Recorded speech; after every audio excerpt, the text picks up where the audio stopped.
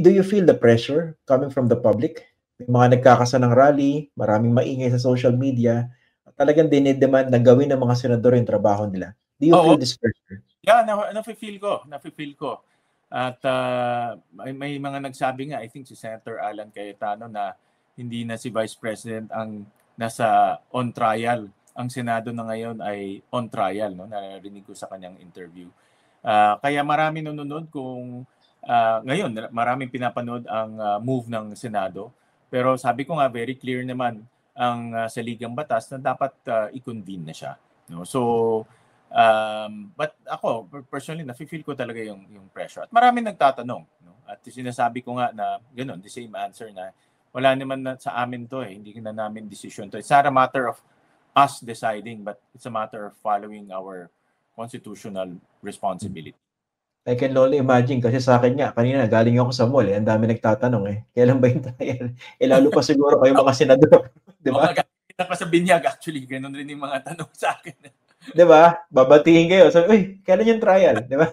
But alam rin nila, talagang itong this week parang malaking, lalo na sa mga political followers, alam rin nila na this week is an important week.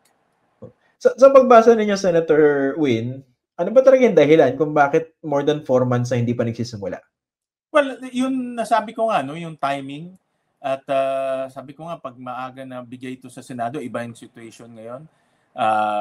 I'm sure na i-convene na. Pero nabigay hindi lang last day, kundi last hour pa. No? So, hindi ko lang alam kung anong dahilan kung bakit last day at last hour.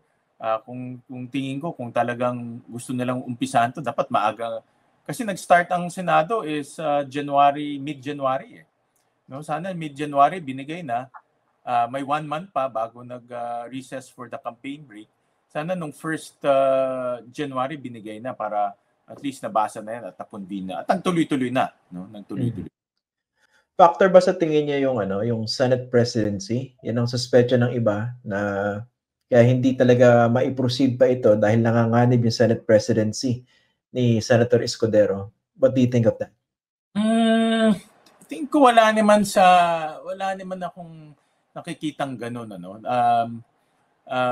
Si Senate President naman ay na-explain niya mabuti kung yun na nga, bakit hindi natuloy nung February.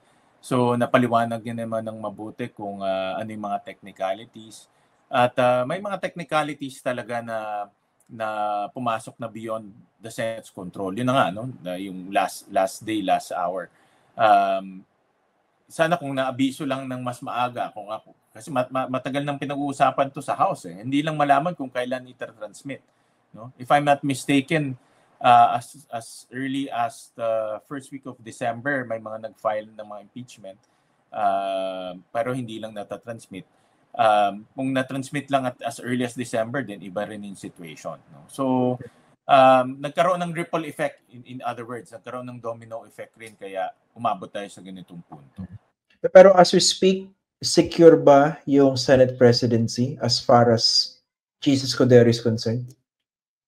Christian, hindi ko masabi ngayon. No?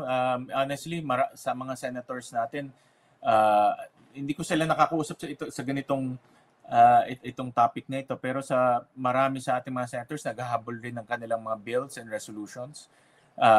Kung napanood lang natin yung Senate last week, talagang natapos kami almost 12 midnight na every day para tapusin lang itong mga bills and resolutions. Ang very crucial kasi yung Commission on Appointments. For 2 days sila nag-hearing from 9 a.m. all the way to in the afternoon dahil kung hindi mako-confirm yung mga colonels and military personnel, hindi sila mapropromote. At mag-aantay pa sila ng matagal bago sila mapropromote. So, nakita ko na yung Commission on Appointments for 2 days tuloy-tuloy. Alam ko this week ganun rin para lang matapos lahat ng mga Commission on Appointments confirmations. Pero syempre, nandun yung possibility na pagpasok ng 20th Congress, pwedeng ma-retain yung Senate presidency ni Senator Cheese o pwedeng mapalitan siya.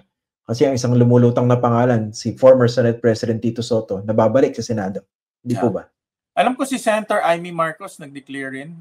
Nabasa ko sa... So, ganyan naman, in my experience, ganyan naman talaga tuwing may bagong Congress. maraming mga interested maging Senate President. Of course, depende na yan sa party, depende na rin sa relationship, at of course, depende rin kung ano yung performance ng Senate President. Advantage lang si Senate President Escudero dahil incumbent siya, no? Nakaupo siyang Senate President. But ako nakikita ko dito pagtapos ng Wednesday, wala nang session, dito na mag-uumpisa yung usapin ng sino ba yung susunod na Senate President natin dahil next na yan is SONA na, no? Pero kayo hindi pa kayo nagko-commit sa kahit kaninong contender? Hindi pa namin na pag-uusapan ng itong mga huling mga araw dahil nga puro bills ang pinag-uusapan namin, no? At of course ito impeachment, no? But mostly bills ang napag-uusapan. Okay. Again, speaking of delay, no, kasi marami nag-iisip ano ba talaga yung dahilan dito. Of course, you made your explanation na po, no. Pero yung idea na takot lang ang mga senador kay Sara Duterte kaya ayaw simulan yung trial, how do you respond to that? Well, like I said, ako babalik pa rin ako sa Constitution, hindi sa takot o hindi takot, but ito yung mandato natin eh. Ito yung sinumpaan natin na sundan at tangkilikin ang saligang batas natin. At ako mas dapat matakot tayo sa taong bayan kung hindi natin sinundan yung ating sinumpaang mandato na sundan ang saligang batas. Yun kasi ang ating promise sa taong bayan na susundan natin yung ating Constitution. At ang Constitution natin, ang pinaka-basic or fundamental law of the land na nakasaad doon lahat, no? At isa nga dito ang pananagutan ng iba't ibang personalidad. Presidente, Vice President, Constitutional Commissions, Constitutional Personality, lahat sila may pananagutan pagdating sa accountability, no? At Senado lang ang bukod-tanging institusyon na pwede silang panugutin through an impeachment. Nga, tsaka 'di ba, para maiwasan na yung possible constitutional crisis kung hindi gawin ng Senado yung trabaho nila, pupunta pa sa Supreme Court. Kung utusan ng Supreme, 'di ba? Mas magulo eh. Mas magulo 'yon. Kaya I agree with you 100%. Sabi ko mas magulo 'yon. Dahil nga may 3 equal branches tayo, co-equal branches. At magulo kung yung isang branch ay uutusan pa yung isang branch and vice versa. So, mas magulo yun. Tama ka doon. At magkakaroon ng crisis, no? Kasi paano pag sinabi ng Senado ayaw namin makinig or vice versa, no? Then magkakaroon ng mas magulo pa yung sitwasyon.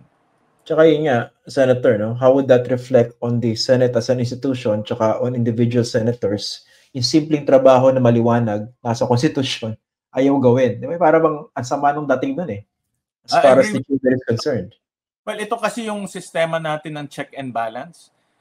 Kahit na nga yung mga constitutional bodies na linikha ng ating saligang batas, di ba? Yung Ombudsman created by our Constitution, ang COA created by our Constitution.